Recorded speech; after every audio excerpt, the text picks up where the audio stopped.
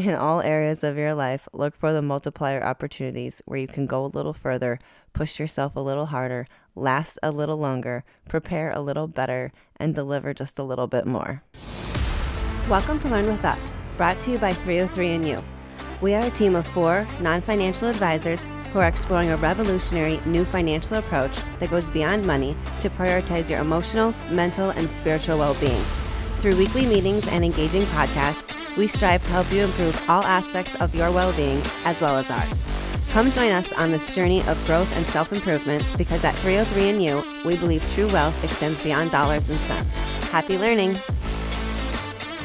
Hello everybody and welcome to Learn With Us. Today we are going over The Compound Effect by Darren Hardy. We're at the end, but we're going to start with Chapter 6. How's everybody doing? I'm doing pretty good. Glad to hear. So Chapter 6 is acceleration. I'm going to read the opening, kind of like I always do. It says, well, the author is talking about it's a personal story, but it says, when I lived in California, for exercise and a test of will, I would regularly ride my bike 2 miles straight up Mount Soledad. I'm not sure if I said that right. There are very few things you can do voluntarily that cause more pain and suffering than riding a bike up a steep mountain without stopping. There is a point at which you hit the wall and come face to face with your true inner character. Suddenly, all the projections and ideas you had about yourself are stripped away and you're left with the naked truth. Your mind starts inventing all sorts of convenient alibis on why it's okay to stop. It is then when you're faced with one of life's greatest questions. Do you push through the pain and continue on, or will you crack like a walnut and give up? Got a funny little story. Child was riding the bike. He was doing that exact same thing, and I'm starting to push him, and his excuse was literally there was too many leaves, and he was worried about falling. Like, he was coming up with any excuse. And I thought, man, that book's not lying. So many reasons why it's too hard. It continues, in this chapter I want to talk to you about those moments of truth and how the compound effect can help you break through to new and greater levels of success faster than you imagined possible. When you've prepared, practiced, studied, and consistently put in the required effort, sooner or later you'll be presented with your own moment of truth. In that moment you will define who you are and who you are becoming. It is in those moments where growth and improvement live, where we either step forward or shrink back, when we climb to the top of the podium and seize the medal, or we continue to applaud sullenly from the crowd for others' victories. We'll also look at how you can consistently deliver more than people expect, compounding your good fortune even further. We lead right into moments of truth. It was a good story about how people give up any chance they can. He was talking about sales. It made me think of this story I heard that there's people who, when it's raining, will go, oh, great, I can spend the whole day inside. I've been wanting a day off. And there's the other salesman who says, oh, great, everybody's going to be inside. I can't wait to go door to door. I'm going to make so much money today. It was kind of the same idea where people instantly give up and then they're missing out on so much opportunity. He says, when conditions are great, things are easy. There aren't any distractions, no one is interrupting. Temptations aren't luring, and nothing is disturbing your stride. That, too, is when most everyone else is doing great. It's not until situations are difficult, when problems come up and temptation is great, that you get to prove your worthiness for progress. As Jim Rohn would say, don't wish it were easier, wish you were better. When you hit the wall in your disciplines, routines, rhythms, and consistency, realize that's when you are separating yourself from your old self, scaling that wall, and finding your new powerful, triumphant, and victorious self. Go back to my story earlier with with our son.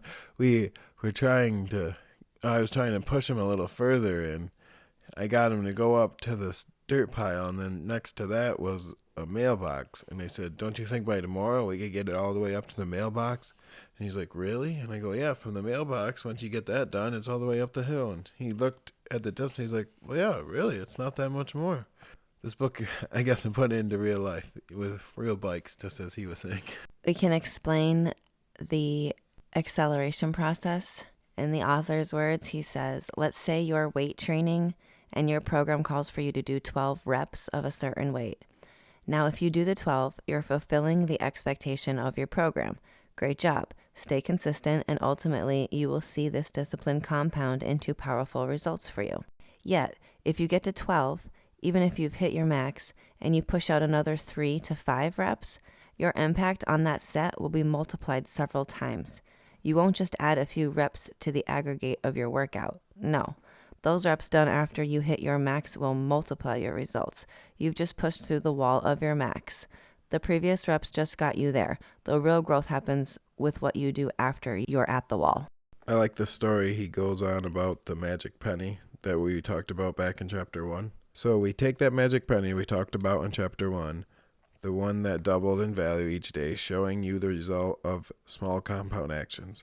If you just doubled that penny one extra time per week during those same 31 days, the compounded penny would result in 171 million instead of just the 10. Again, just extra effort in 4 days and results was many times greater. Oh, that is how the math of doing just a little bit more than expected works. No, that's really insane that you can get $171 million instead of 10. And remember I remember back that 10 literally happened the last, 3 days or 4? The very last, the second to last day it doubled and it made it to like the 500. The Oh, 5 it's really million. that close? Yeah. It didn't hit 10 million until the last day. But if you doubled the magic penny, it wouldn't. It wasn't even close to the 10 mil. Like, Yeah. what do you mean? But that's amazing. Just a little more effort, twice the amount of work, but So if you do that, quadruple the amount of reward. yeah. So if we do that with everything in life, how can you be nothing but like super successful? No, and to stick to his workout, I like how he doesn't ever talk about money because that's a scary subject. But if you stick to working out, doing twice a week instead of one time, you know you're going to get better results. Then doing 4 times a week, you know you're going to get great results. So if you put that in everything you do, it's got to work. So he continues and says, where in life can you do more than expected when you hit the wall? Or where can you go for wow? It doesn't take a lot more effort, but the little extra multiplies your results many times over. Whether you're making calls, serving customers, recognizing your team, acknowledging your spouse, going for a run, bench pressing, planning a date night, sharing time with your kids, whatever it is, what's the little extra you can do that exceeds expectations and accelerates your results? You ever see that meme where or it's a picture, I guess, where they're right next to, he's digging a hole and he gives up, and right next to him was the gold. He's like 2 centimeters away. Yeah, I've seen a lot of interpretations of what you're trying to say.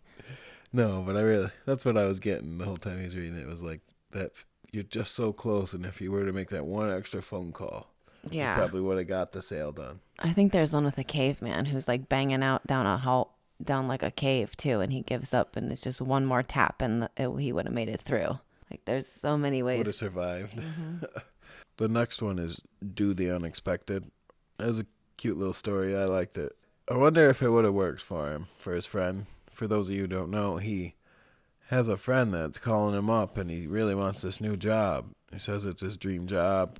And he's like, yeah, if I get it, I'll have to fly out there. And he's like, oh, well, why don't you show them that you're really serious and fly out there? And he's like, no, only the top 3 get to fly out there. He's like, so you're top 3. Show them that. Go out there. He ends up not taking his advice and doesn't get the job. So Doesn't even get top 3. Oh, yeah, he didn't even make it to the top 3 to be able to fly down there. They didn't even look. His resume never stuck out, was the point. Yeah, and then the author even says that I can unequivocally say he was a far better choice than the person the organization hired, but he failed to make an impression, and it cost him his dream job. Makes me wonder how many people out there are just so great at their jobs and they refuse to ever make an impression because they don't want to rock the boat, as they say. Yeah, he says research all the decision makers, find out their interests, their hobbies, their kids' hobbies, send them books. Is this over the top? Heck yes it is, but that's the point. You're going to get their attention and they're going to appreciate your creativity. They're even going to appreciate the fact that you're kind of kissing their butt. No, it sounds weird, but imagine if you're someone who loves a certain author and someone took the time to go out there and get you that, you're going to remember that. So even if they don't get the job this week, the next time there is an opening, you might be like, well, I do have that one guy. And it actually makes sense to me because I'm not going to get personal, but I can think of a certain specific time in my life where I purposely tried to go above and beyond and it actually worked. and people did notice. So it definitely worked. Next one is do better than expected. Find the line of expectation and then exceed it, even when it comes to the small stuff, or maybe especially then. Whatever I think the dress standard is going to be for any event, for example, I always choose to go at least one step above it. When I am unsure of the attire, I always err on the side of dressing better than I suppose the occasion calls for. Simple, I know, but it's just one way I try to meet my standard to always do and be better than expected. I feel like that works for everything, though. Your job, if they only expect you to do these things, you're never going to get noticed. But if you're out there doing a little bit extra, they're going to catch you. Oh, absolutely. In a world where most things don't meet expectations, you can significantly accelerate your results and stand out from the pack by doing better than expected. This is funny. I'm not even sure why I'm going to talk about it, but I guess because I didn't know. Nordstrom is famous. It's a famous clothing store. It's been around forever. They're super successful. And it says, when it comes to customer service, they always strive to do better than expected. Nordstrom has been known to take back an item that a customer bought more than a year ago without a receipt, and in some cases purchased at an entirely different store. Why would they do that? Because they know exceeding expectations builds trust and creates customer loyalty. And as a result, they've developed an extraordinary reputation that continues to attract attention. I wonder how many people went shopping, like her friends and family, after she's like, yeah, I went back there, and then I realized that wasn't even the right store. and But they honored the policy. Yeah, like they're but- aware. It's not a trick. No, I know she wasn't Yeah. trying to scam. That's what I'm saying. And then all my friends would be like, wow, that place is that great that a year later? That was the one I was thinking about. No, that's why You bought it at Christmas, and then you're like, next Christmas, you're like, oh, I still have this, but it's not going to fit. I don't want this. And they're like, okay. I mean, not to continue to talk about this store, but I didn't know that was their policy, and I've heard of the store, and now I want to go find one just because I think that's awesome. No, how many other of her friends and family, and obviously even he heard about it somehow, so it spread like wildfire. Says, I challenge you to adopt these philosophies in your own life, in your own daily habits, disciplines, and routines. Giving a little more time, energy, or thought to your efforts won't just improve your results, it will multiply them. It takes very little extra to be extraordinary. In all areas of your life, look for the multiplier opportunities where you can go a little further, push yourself a little harder, last a little longer, prepare a little better, and deliver just a little bit more. That makes me think about what we were talking about, the story where he says his friend should have stuck out. If you're buying that book, I mean, what's a book cost? $15? But that's the difference between you and your dream job is $15. That's nothing. Well, those are all your notes. Do we have anything else? It was a short chapter. No, I just have the last conclusion paragraph that I like to sum up. No, if you're just joining us now, I really recommend you come back and listen to all 6 parts. This has been one of my favorite books that I've read for the last 3-4 years now. Every once in a while, I come back to it. Each part we read and ended up doing leads us to understand why we make all these choices. Some we do consciously, and others we do to all our environment, as he pointed out. Yeah, habits and choices we didn't even know we were making. I think that's But why now we do. I think that's why I like this book. I mean, I like all the books we do, but this one it's a little more personal reflection on yourself or even on someone you know, and then so you can identify with it, where it's not that our other books aren't good, but sometimes they're like all like numbers and money and No, I like how he stuck to weight, working out. That was really cool. That, instead of the mental image of money, which makes us sound greedy now. Yeah, you can, no matter what, use it as a weight reference. it's a different perspective, but the same idea. And then you can realize how it applies all across the board. No, I mean, as we're talking about it, think about your stocks where you put in that 20% at first, and then now you put in 40%, and then you got 60%. Like you're saving more. It's all compounded. I wonder how many times you're going to have to delete the word no when you edit this. No, not really. I don't ever do that. A lot. Okay, are you ready for me to read this? Learning without execution is useless. I didn't write this book for my own amusement. This was hard work, or even to simply motivate you. Motivation without action leads to self-delusion. As I said in the introduction, the compound effect and the results it will manifest in your life are the real deal. Never again will you wish and hope that success will find you. The compound effect is a tool that, when combined with consistent positive action, will make a real and lasting difference in your life. Let this book and its philosophy become your guide. Let the ideas and success strategies sink in and produce genuine, tangible, measurable outcomes for you. Whenever you realize small, seemingly innocuous poor habits have crept back into your life, take out this book. Whenever you fall off the wagon of consistency, take out this book. Whenever you want to reignite your motivation and bolster your why power, take out this book. No, there's very few books where I've even in my whole life ever wanted to read, let alone twice. This is now my third. Like, clearly there's something to this compound effect I really enjoy.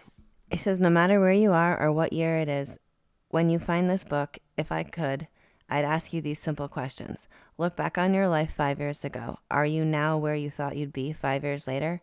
Have you kicked the bad habits you had vowed to kick? Are you in the shape that you wanted to be in? If not, why? The reason is simple. It's choices, and it's time to make a new choice. Choose not to let the next 5 years be a continuum of the last. Choose to change your life once and for all. I have one more valuable success principle to pass along to you. Whatever I want in life, I found that the best way to get it is to focus my energy on giving to others. If I want to boost my confidence, I look for ways to help someone else feel more confident. If I want to feel more hopeful or positive, I try to infuse that in someone else's day. And if I want more success for myself, the fastest way to get it is to go about helping someone else obtain it. The ripple effect of helping others and giving generously of your time and energy is that you become the biggest beneficiary of your own personal growth. For some reason, it made me think of the podcast that, no matter what, we are going to benefit from reading all these books at the end of the day. If no one else joins us. Thanks to everyone that does, but we're the one that's going to get impacted the most by this podcast at the end of the day. But I hope to affect at least a couple others. I just want to point out that you can go to thecompoundeffect.com for free downloadable resources and worksheets that can help you put the power of the compound effect to work in your life. You don't even really need a copy of this book. Just go to the website. We were checking it out. It is in the back of this copy we had. I don't know if it's in all of them, but there are some pretty sweet little worksheets that it's kind of like the shadow book, if you've never heard about that. They're all self-reflecting. Helps you see what you need to work on and what matters to you. Right. Well, that's going to do it for this book and this week, so hope to see everybody for our next one. Come join us next week for The Emotion Code by Dr. Bradley Nelson. See you next Monday. Bye. Have a good week. Thank you for joining us this week. We hope you've enjoyed our discussion and found it both informative and entertaining. Please stay connected with us and continue the conversation on our social media. You can follow us on Twitter, Facebook, YouTube, and TikTok. You can also catch us on most podcast platforms and catch up on previous episodes. If you have any suggestions or topics you'd like us to explore in the future, we'd love to hear from you, and you can reach out to us via email at 303nu@gmail.com. Don't forget to leave us a review and share the podcast with your friends and family if you've enjoyed what you've heard. We will be back next week with more engaging topics and insightful conversations. Until then, take care, stay curious, and happy learning.